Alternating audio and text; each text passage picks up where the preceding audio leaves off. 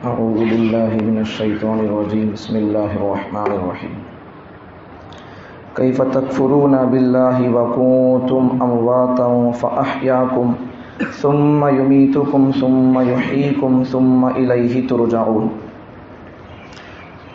کیف تکفرون باللہ، تم کیسے اللہ کے ساتھ کفر اختیار کرتے ہو، تم کیسے اللہ کا انکار کرتے ہو، یا تم کیسے اللہ کے ساتھ کفر کا طرز عمل اختیار کرتے ہو۔ وَكُنْتُمْ امواتا، حالانکہ تم مردہ تھے، بے جان تھے، معدوم تھے، تم پیدا نہیں ہوئے تھے ابھی۔ فَأَحْيَاكُمْ، اللہ نے تم کو پیدا کیا۔ ثُمَّ يُمِيتُكُمْ، فَأَحْيَاكُمْ، اللہ نے تم کو پیدا کیا، زندگی بخشا، حیات دی۔ ثُمَّ يُمِيتُكُمْ، پھر وہ تم کو موت دے گا۔ ثم یحییکم، پھر وہ تم کو زندہ کرے گا۔ ثم الیہ ترجعون، پھر تم اسی کی طرف لوٹائے جاؤ گے۔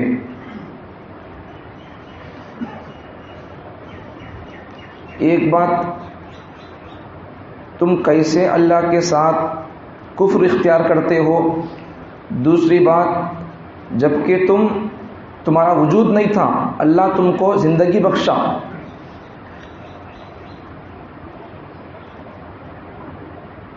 پھر اللہ تم مردہ تھے، تم کو اللہ زندگی بخشا، پھر اللہ تم کو موت دے گا، پھر اللہ تم کو زندہ کرے گا، پھر تم کو اللہ کی طرف ہی لوٹ کر جانا ہے۔ 5 باتیں، تم اللہ کے ساتھ کیسے کفر اختیار کرتے ہو۔ ایک بات، جبکہ تم مردہ تھے، تمہیں پیدائش نہیں ہوئے تھے، تمہارا وجود ہی نہیں تھا۔ تیسری بات، اللہ تم کو زندہ کیا، پیدا کیا، زندگی بخشا، پھر تم کو موت کے منہ میں جانا ہوگا، پھر اللہ تم کو زندگی بخشے گا اور اسی کی طرف تم کو لوٹ کر جانا ہے۔ 4 5 6 باتیں ہو گئی۔ دیکھو اللہ رب العزت کی قدرت اور اللہ رب العزت کیسے خالق اور مالک اور اللہ کیسے بڑائی والے، کیسے طاقت والے ہیں۔ انسان پھر بھی اس کا کیسا ناشکرہ بنتا ہے، انسان پھر بھی اس کے ساتھ کیسا کفر اور شرک کرتا ہے۔ انسان کا وجود ہی نہیں تھا، اللہ اس کو وجود بخشا۔ اللہ کی کیسی کاریگری ہے، انسان پیدائش نہیں ہوا تھا۔ قرآن مجید کے ایک دوسرے جگہ پر 29ویں پارے کے سورہ دہر کی پہلی آیت میں اللہ فرماتے ہیں، یہ سورہ کا نام 2 نام ہے سورہ کے، ایسا تو بہت سارے سورہ کے نامات 2 بھی رہتے، سمجھ میں آ گئی بات۔ تو یہ سورہ کے بھی 2 نام، ایک تو دہر، دوسرا نام کیا، انسان۔ کئی کو ایسا تو اس سورہ کی پہلی آیت میں انسان لفظ ہے، اس لیے اس سورہ کا نام انسان بھی بول کر بولتے اسے۔ تو بہت ساری صورتوں کے سے 2 نام رہتے، ایک ہی سورہ کے 2 نام۔ تو یہ سورہ کے بھی 2 نام، ایک تو دہر مانا مطلب زمانہ، دوسرا سورہ کا نام انسان۔ تو اس سورہ کی پہلی آیت میں انسان کا لفظ ہے، اس لیے اس سورہ کا نام انسان پڑ گیا۔ تو اس سورہ میں دیکھو پہلی آیت میں سورہ دہر 29واں پارہ، هل اتى على الانسان حين من الدهر لم يكن شيئا مذكورا۔ دیکھو دہر کا لفظ بھی اس سورہ کی پہلی آیت میں ہے، انسان کا لفظ بھی ہے۔ تو اللہ تعالیٰ ارشاد فرما رہی کہ انسان پر ایک زمانہ ایسا بھی گزرا کہ وہ کوئی چیز نہیں تھا، اس کا وجود ہی نہیں تھا، کون اسے پہچانتے نہیں تھے، پیدائش نہیں ہوا، ابھی پیدائش نہیں ہوتا، اسے کون پہچانیں گے۔ تو لم یکن شیئا مذکورا، اس کا تذکرہ نہیں تھا، کوئی چیز ہیش نہیں تھا، اس کا وجود ہی نہیں تھا، وہ کوئی چیز ہیش نہیں تھا۔ تو یہاں سے بات کیا معلوم ہو گئی، اللہ تعالیٰ انسان کا وجود نہیں تھا، اللہ اسے وجود بخشا۔ پھر اس کے بعد اللہ تعالیٰ انسان کی تخلیق کو اللہ بیان کیا۔ انسان کی تخلیق کو، انسان کو پیدا کرنے کو اللہ تعالیٰ بہت ساری جگہوں پر اللہ پیدا کیا۔ ایک دوسری جگہ 17ویں پارے میں بھی ہے اور 18ویں پارے میں بھی ہے، اللہ تعالیٰ انسان کو اللہ کیسا بنایا، پہلے انسان کیا تھا، بعد میں کیا ہوا، بعد میں کیا ہوا، پھر اس کے اوپر کیا آیا، کیا چڑھا اس کے اوپر، اللہ سب ترتیب سے بیان کیا۔ 17ویں پارے میں اللہ بیان کیا وہ بات کو، اور اسی طرح 18ویں پارے کے پہلے صفحے کے اندر بھی بیان کیا۔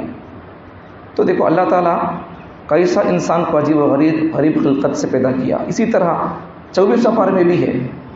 تو آپ کو 18 پارے کا آپ کو بتاؤں گا، وہ ترتیب سے ہے. 18 پارے کی جو بات آیت ہے وہ ترتیب سے ہے. تو دیکھو اللہ تعالیٰ انسان کو بارے میں اللہ فرما رہی کہ وَلَقَدْ خَلَقْنَا الْإِنسَانَ مِنْ سُلَالَةٍ مِّن طِينٍ ثُمَّ جَعَلْنَاهُ نُطْفَةً فِي قَرَارٍ مَّكِينٍ. انسان کو اللہ تعالیٰ ماں کے پیٹ میں قرار بخشا اور اللہ تعالیٰ انسان کو پیدا کیا، ترتیب سے اللہ بنایا. پھر اللہ فرما رہی کہ ثُمَّ خَلَقْنَا النُّطْفَةَ، ہم نے انسان کو نطفے سے پیدا کیا.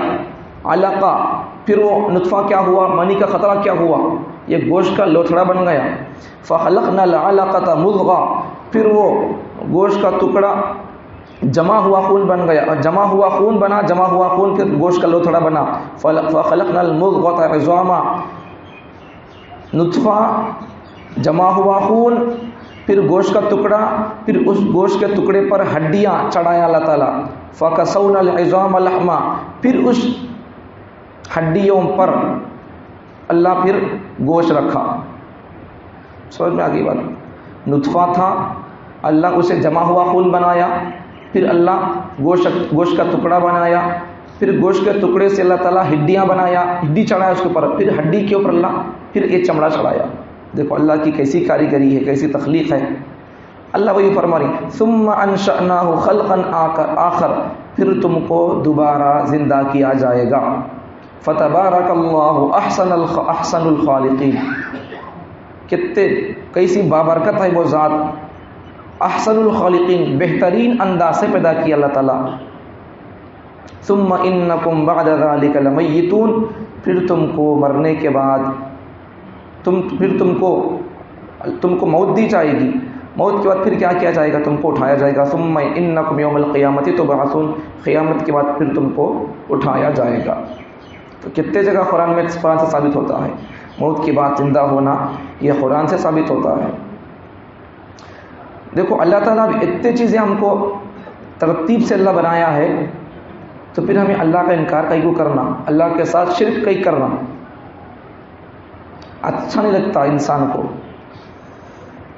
انسان کو شرک کرنا اللہ کو پسند نہیں آتا. انسان کا شرک اور کفر، اللہ کو انکار کرنا، اللہ کی بات نہیں ماننا، اسلامی احکامات کو فالو نہیں کرنا، حضور کی زندگی کو فالو نہیں کرنا، یا اللہ کے ساتھ کسی کو شریک کرنا، یہ سب چیزیں اللہ کو ناپسند ہیں. اس لیے آدمی موحد بنے اور آدمی سنتوں کا پابند بنے، اللہ کا آدمی شکر گزار بندہ بنے. دیکھو آدمی کا وجود نہیں تھا، اللہ اسے زندگی بخشا. اب ماں کے پیٹ میں کون کام کرتا بولو؟ ماں کے پیٹ میں 3 پردوں کے اندر، وہ 3 پردوں کے اندر ہے، وہ بھی قرآن سے ثابت ہے. 23 پارے میں اللہ بیان کیا کہ 3 پردوں کے اندر تم کو رکھ کر ہم نے پالا. اللہ یہ بھی دیکھو قرآن کے اندر سب کچھ ہماری رہنمائی موجود ہے. ہمیں اسے پڑھ رہے نہیں، سمجھ رہے نہیں، پڑھے سمجھے تو سب کچھ ہمارے کو سمجھ میں آ جاتا. خلقکم من نفس واحدہ، تم کو ایک جان سے پیدا کیا، مطلب آدم علیہ السلام سے. ثم جعل منها زوجہا، پھر اس ایک آدمی کو، ایک جان کو، اس کا جوڑا بنایا. وانزل لکم من الانعام 8 ازواج، پھر اللہ تعالیٰ نے تمہارے فائدے کے لیے اللہ تعالیٰ جانوروں کو پیدا کیا اور ان کو بھی جوڑے جوڑے اللہ پیدا کیا، 8 جوڑے پیدا کیا. یخلقکم فی بطون امہاتکم، تم کو تمہارے ماؤں کی پیٹوں میں اللہ پیدا کیا. خلقم من بعد خلق، اللہ تعالیٰ پے در پہ اللہ ترتیب سے پیدا کیا، پے در پہ. خلقم من بعد خلق فی ظلمات 3، 3 پردے تھے، ایک کے بعد ایک 3 پردے تھے. 3 پردے میں اللہ رکھ کر پالا ہے. زمانے کا پردہ اور رحم مادر کا پردہ، پیٹ کا پردہ، اللہ تعالیٰ 3 پردوں کے اندر رکھ کر انسان کو اللہ پیدا کیا، پالا ترتیب سے. تو اللہ ہم کو کتنا احسان کیا دیکھو ہمارے اوپر. دیکھو ایک 2 سوالات سن لو. پہلے ایک سوال، اس کا جواب سنو، بعد میں اور ایک سوال اور ایک جواب بولتا ہوں. ایک سوال کیا ہے کہ دیکھو زندہ کرنا، پیدا کرنا، ان نطفے سے انسان کو بنانا، یہ اللہ کی قدرت ہے، اللہ کے علاوہ کسی کی طاقت نہیں ہو.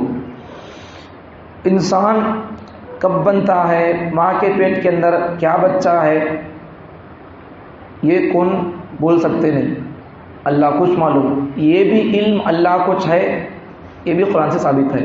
5 چیزوں کا علم اللہ کو معلوم ہے، انسان کو معلوم نہیں ہے۔ 21 کے پارے کے سورہ لقمان کے آخری آیت میں بیان کیا گیا، رمضان کے خلاصۃ القرآن میں بیان کیا ہوں، پھر اب بول رہا ہوں۔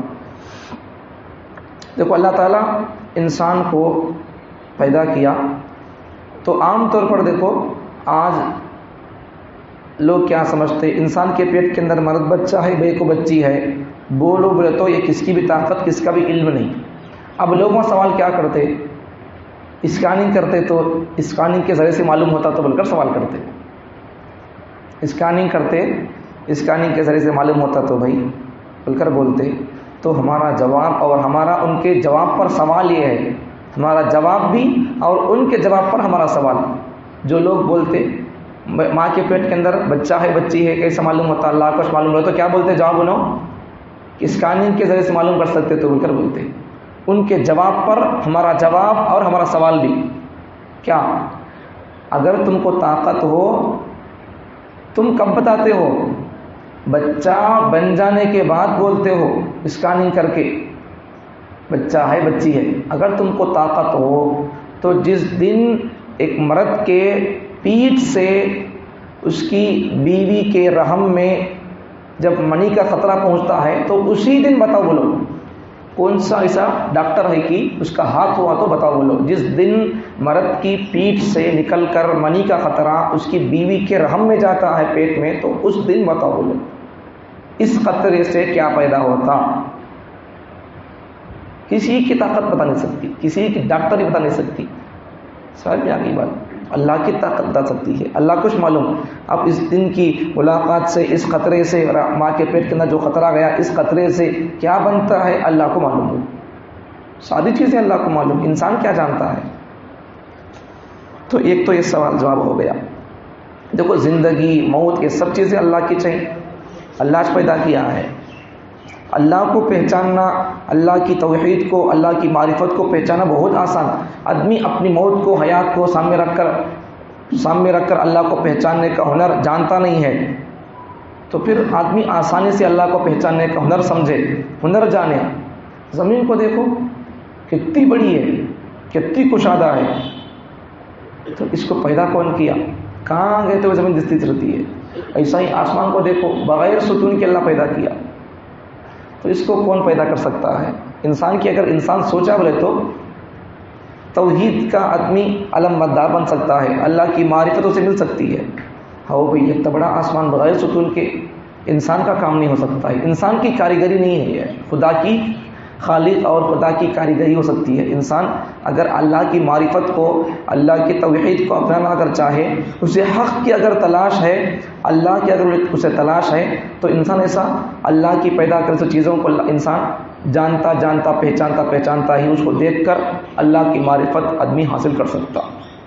تو ایک آخری ایک سوال اور جواب۔ دیکھو عام طور پر کافر لوگوں کا، ہندوؤں کا عقیدہ کیا، ان میں بھی بہت ساری باتیں ہیں۔ بعض ہندوؤں بولتے، غیر مسلم بولتے کہ 7 جنم ہے، بعض لوگاں بولتے کہ نہیں بول کر بولتے، زیادہ لوگاں دوسری جنم ہے، 7 جنم ہے بول کر بولنے والے چاہیے، اور اس عقیدے کے شکار مسلمان بھی بنتے جا رہی ہیں۔ پھر پیدا ہوتا ہوں، پھر پیدا ہوا پیدا کرتا ہوں، پھر میں تیرے پیٹ میں پیدا ہوتا ہوں، ایسا سب ہندوؤں کا اثر لے لی مسلمان، ہندوؤں کے اثر کو مسلمان قبول کر لے رہی ہے۔ دیکھو ایک ہندو نے حضرت قاسم نانوتوی رحمۃ اللہ علیہ سے سوال کیا کہ مسلمانہ اپنے مردوں کو دفن کرتی، لیکن ہندوؤں کیا کرتی، اپنے مردوں کو جلا دیتی۔ تو ایک غیر مسلم آدمی حضرت قاسم نانوتوی رحمۃ اللہ علیہ سے، دارالعلوم دیوبند کے بانی اور ہمارے ہندوستان کے آزادی کے مجاہدین میں سے حضرت قاسم نانوتوی رحمۃ اللہ علیہ، کیا نام بولو، حضرت مولانا قاسم نانوتوی رحمۃ اللہ علیہ، بہت بڑے عالم دین تھے، اللہ کے ولی تھے، بہت سارا انگریزوں کے خلاف کام بھی کیے، انگریزوں کو بھگانے کے اندر ان کا کام بھی تھا، صحابہ کا جذبہ تھا ان کے اندر۔ تو حضرت نانوتوی سے ایک آدمی آ کر پوچھتا ہے کہ آپ لوگ گرو جی، آپ لوگ اپنے مردوں کو دفن کیوں کرتے ہو؟ تو حضرت جواب ایسا دیے اس کی عقل اٹھ گئی. حضرت پوچھے کہ بھئی تم اپنے مردوں کے ساتھ کیا کرتے ہو؟ اس نے بولا ہم اپنے مردوں کو جلا دیتے ہیں، ارتھی اٹھا کر جلا دیتے ہیں. تو حضرت سمجھائے اسے، دیکھ بھائی گاؤں کے اندر، گلی کے اندر، گھر میں اگر کچرا ہوتا ہے تو اسے جمع کر کے جلا دیا جاتا ہے. اگر کوئی چیز قیمتی ہوتی ہے، اس کی کاسٹ اور اس کی ویلیو ہوتی ہے تو اسے کمرے کے اندر، گھر کے اندر، بیروے کے اندر رکھ کر اسے لانگ ڈالا جاتا ہے. تو جو چیز قیمتی ہوتی ہے اسے چھپایا جاتا ہے. مسلمان چونکہ ہیرے، موتی، جواہرات کے سرکا قیمتی ہے، اس لیے مسلمان ہیرا ہے بول کر اسے چھپایا جاتا ہے زمین کے اندر، اور تم کچرے کے سرکا ہو زمین پر، اس لیے جب تم مرتے ہو تو تم کو جلایا جاتا ہے. تمہاری مثال کچرے کی طرح ہے، اس لیے تم کو جلایا جاتا ہے. مسلمان کی مثال جب وہ مرتا ہے تو وہ ہیرے کی طرح ہے، سونے کی طرح، اس لیے اسے زمین کے اندر چھپایا جاتا ہے، دفنایا جاتا ہے. سمجھ میں آگے بات؟ کتنا بہترین جواب دیے. تو ایسا مسلمانوں کو دفناتے کئی کو، مسلمان کی قیمت ہے، زندہ ہے تب بھی اس کی قیمت اور قدر ہے، مردہ ہوگا تب بھی اس کی قدر قیمت ہے. سمجھ میں آگے بات؟ اس لیے اب یہ زندگی کو کیا کرنا، اللہ کے حوالے کر دینا، دین کے حوالے کر دینا، اپنی منمانی نہیں کرنا، دین اور شریعت کے حوالے کر کے زندگی گزاریں گے تو جب مسلمان جیے گا تب بھی ہیرا بن کر، سونا بن کر، ایک قیمتی بن کر جیے گا. جب مرے گا تو تب بھی یہ قیمتی موتی اور ہیرا جواہر بن کر مرے گا. نہیں تو اب یہ مختصر زندگی کے اندر آدمی اگر منمانی کرے گا اور اللہ کے ساتھ کفر کرے گا، شرک کرے گا، تو پھر یہ سننا بھی نہیں، چاندی بھی نہیں، بیکار چیز ہو جائے گا. پھر اللہ تعالیٰ مجھے اور آپ کو اللہ کے ساتھ شرک اور کفر اختیار کر کے اللہ کی نافرمانی کرنے سے بچائے رکھے، ایمان پر، اسلام پر خاتمہ فرمائے. ایمان